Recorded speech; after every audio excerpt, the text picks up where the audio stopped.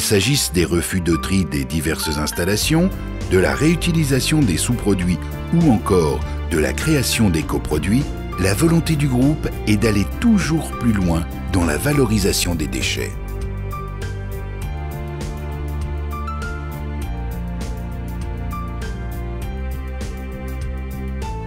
Prenons l'exemple du lixivia, le mot technique pour dire jus de déchets, généré principalement par les eaux de pluie ayant percolé dans l'installation de stockage des déchets. Recueillis en fond d'alvéole, ces lixivia sont traités par osmose inverse ou évapoconcentration. L'eau ainsi épurée est dirigée vers l'affinerie d'aluminium pour le refroidissement et l'aspect brillant des lingots.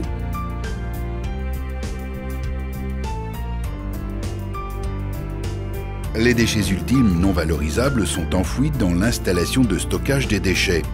En l'absence d'oxygène, les déchets organiques se dégradent par méthanisation et produisent un gaz appelé biogaz.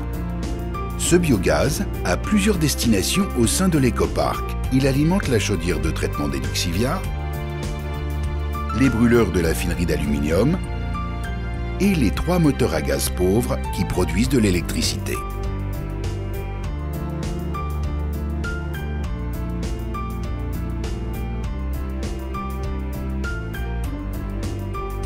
Nous produisons également du combustible de substitution à partir des encombrants et de différents déchets secs en mélange via notre centre de préparation matière.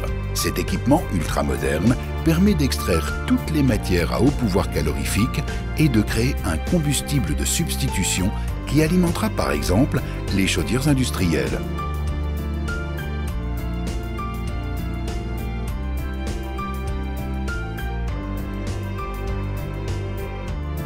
L'aluminium récupéré sur l'écoparc est dirigé vers notre affinerie afin de produire des lingots d'aluminium de seconde fusion utilisés par les fondeurs comme matière première pour la fabrication de nouvelles pièces.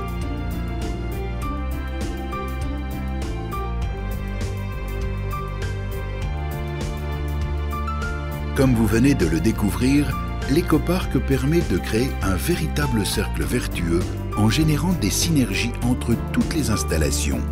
Côté environnement, notre site est exemplaire. Tout est mis en œuvre pour parfaire l'intégration paysagère des différentes installations et maintenir sur le site une véritable biodiversité.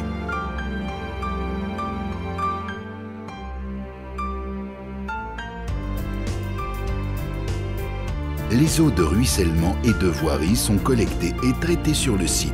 Après contrôle, elles sont rejetées en milieu naturel.